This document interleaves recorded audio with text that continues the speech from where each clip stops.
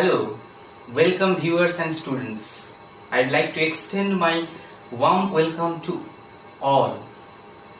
I know you are feeling the pangs of pain under the extended lockdown, but we all have to adhere to the norms, the rules, the basic hygienes of sanitizing our hands and maintaining social distance, etc. But we all hope that the darkness of night will fade into a great dawn. With the sunlight, with the rays of sunlight would knock the door, with the chirping of birds. We all hope that the day will come before us when all we meet together. However, I continued my discussion in the previous class, the basic rules of noun, and today I'd like to continue that discussion. We discussed 5 rules regarding noun and we continued from the next one. So let's come to the class. There are some nouns which are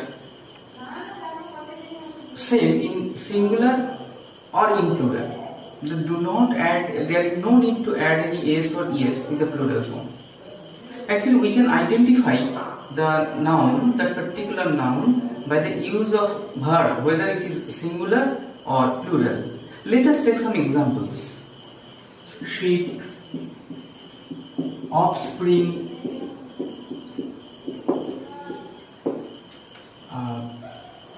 deer, cod, shrimp, pike, trout, craft, hovercraft, aircraft, all types of crafts. Suppose, let us take an example. Cod are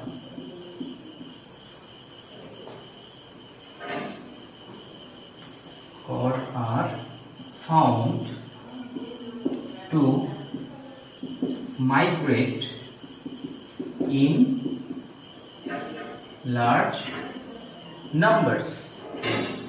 So, cod is a typical sea animal. So, we can identify the very noun cod by the use of R. So, by the use of R, we can identify that cod is here used as plural. If we would use is, then it is to be singular. So, with the use of verb, we can identify whether such nouns are used in plural or in singular. There is another word also, fish. We can use fishes to denote the different types of fishes. Suppose I have bought fish from market. That means that I have bought fish, some amount of fish.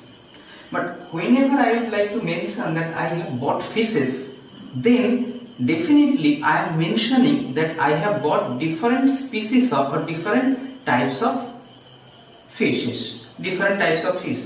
So these nouns are both used as singular and also in plural in the same form. Okay, let's come to rule number 7. There are some nouns that come after a definite numeral adjective.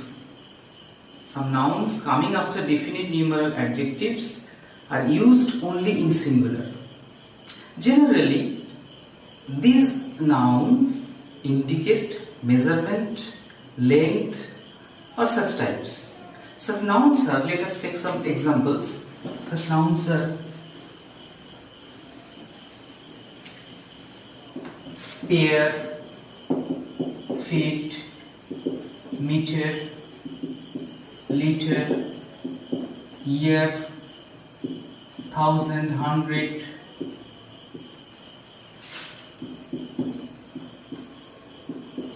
million, billion, etc.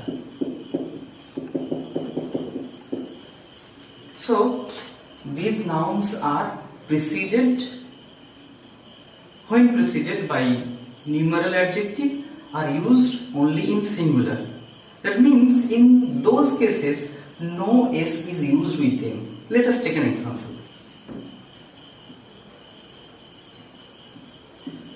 20,000 people were affected by COVID-19. So here people, noun, and there are 1,000, noun, 1,000 and 20,000. 20,000. So this 1,000, this very noun, as it is preceded by the numeral adjective 20, we must not use s. We must not say 20,000s, as we are using definite numeral 20, definite, not indefinite, definite numeral. So in that case we must use the noun in singular form. But if the noun is preceded by indefinite noun, or there is no definite, if the noun is defined as indefinite noun, then it must be used in plural. Let us take an example.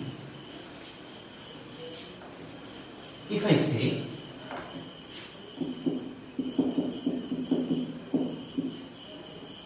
millions of migrated workers are stranded at different places due to lockdown. So, how many are workers there? There is no definite number. So, in that case, million has been used, this very noun has been used in plural form.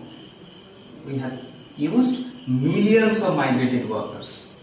So there is no particular number. It might be 2 million, it might be 3 million. There is no particular counting. So that's why you have used s with the very noun million. Millions of migrated workers are stranded at different places. So hope you have all understood this. Now let us proceed to rule number 8. If a numeral adjective and a fraction is used with a noun, then the noun must be placed with the numeral adjective only and not with the fraction. Okay, let's take some example.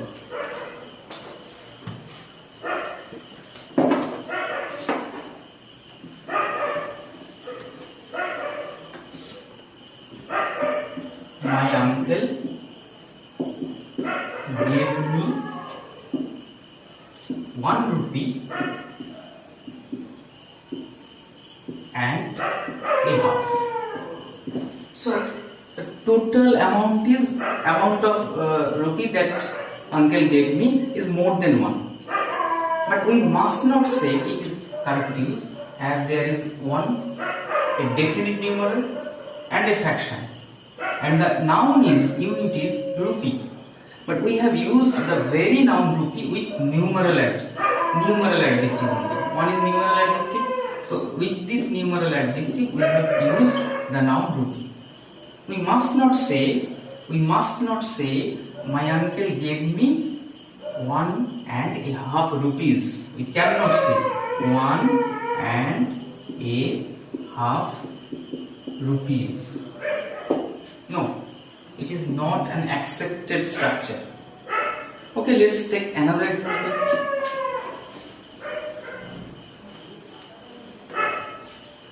Suppose if I write, the man gave the girl 5 rupees and a half rupees. Then 5 rupees, it should be plural, and a half. Okay, 5 rupees and a half. So the very noun has been used only with the definite numeral. There are some other accepted structures like a half half, then measurement unit plus noun. Let's take an example, a half kilo rice. It is accepted. Or we can say half a, similarly half a measurement unit, then noun. Kilo is measurement unit, half a kilo rice. If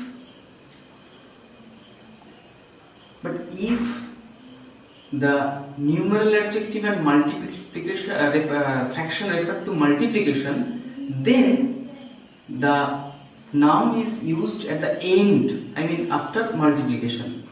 Let us take an example. My salary has grown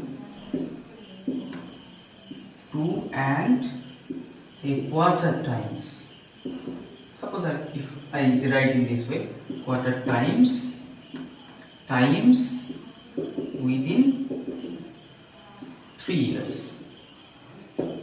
So I have used the very noun times after the fraction quarter, after the very word quarter, and I have used in plural times. Okay, so it can be used in plural and after fraction if it denotes multiplication. Hope you got my point. Next, let's come to the next rule. Now let's come to rule number 9. There are some nouns which are common gender nouns. These nouns are used for either sex, male or female. So generally these are dual gender nouns. Let's take some examples like student, teacher, clerk, advocate. Let me write down. Student, teacher, child, clerk, advocate, politician, and there are some other also. When these nouns, we can use it in masculine form or in plural form or feminine form, as these nouns have dual gender characteristic. But when we use them in singular, generally for them the pronoun comes in masculine form. That means either we can use him or his. Suppose, let's take an example. Every student must write, suppose their name. So as their singular form is used, so it should be his name. We must not use her name. We cannot say every student must write her name, because generally as accepted norms, a possessive masculine pronoun or masculine pronoun like him in objective case might be used, but not feminine pronoun is used with these nouns. So it was the rule number 9. Now let's move on to the next rule.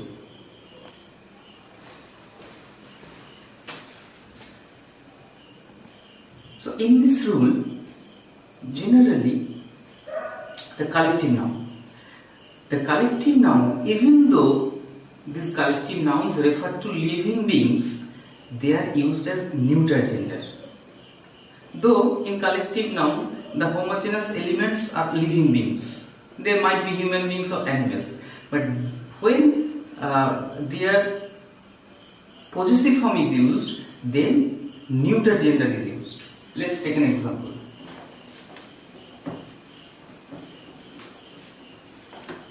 The army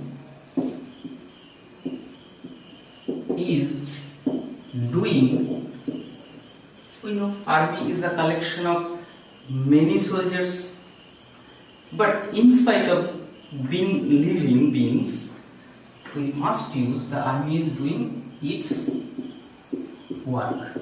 we must not say the army are doing their work. As we have already used, we know in our previous class we have already discussed that collective noun should be treated as singular.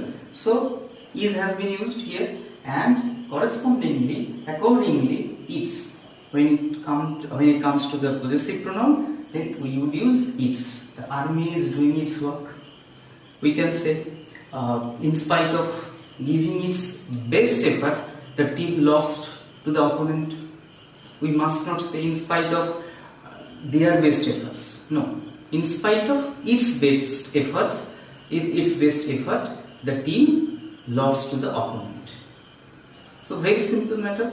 Now let's come to the next rule. When two nouns are used with a preposition, suppose the same noun is repeated, and in between there is a preposition, then these nouns must be used only in singular form.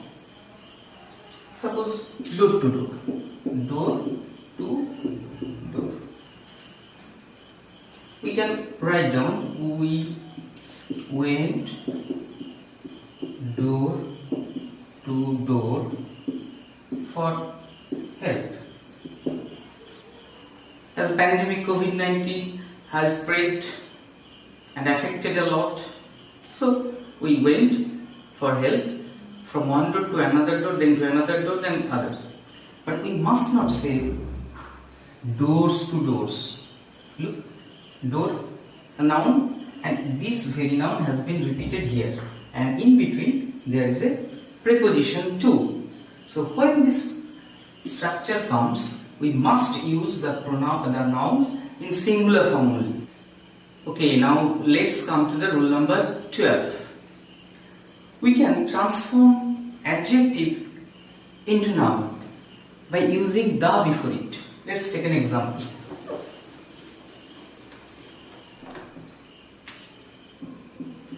The very word poor is an adjective. When we use the definite article the before poor, then it becomes the community, the poor community. And in that case, this becomes plural. This should always be treated as plural. The poor are the worst victims in these lockdown days. So here the poor, the very word poor adjective has been made into noun, and it must be treated as plural. That's why we have used the very plural verb are. Likewise, we can say the healthy, the sick. So in such ways we can make adjectives into noun, and these nouns are generally plural in characteristic. So for today we have discussed several rules of noun, how we should use different nouns in different ways, and we will continue our discussion, and we will continue the rest of the rules in our next class. So please follow the next class. Thank you.